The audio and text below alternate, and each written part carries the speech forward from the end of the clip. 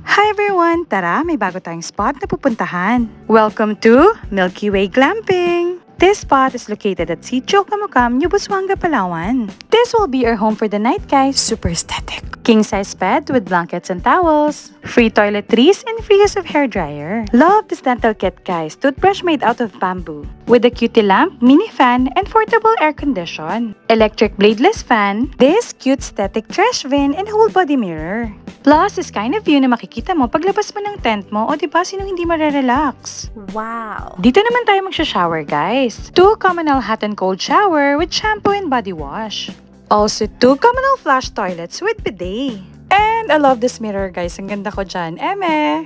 A quiet place for relaxing, guys. Relax lang, wag mag-relapse. Masakit yarn. Meron din silang mga foldable chairs and tables na pwede mong bitbitin kung sang spot mo gustong tumambay. Dito na nga lang din kami sa beachfront ng setup nito mga chairs and tables, guys. Ang ganda kasi ng sunset. And a perfect timing for night swimming.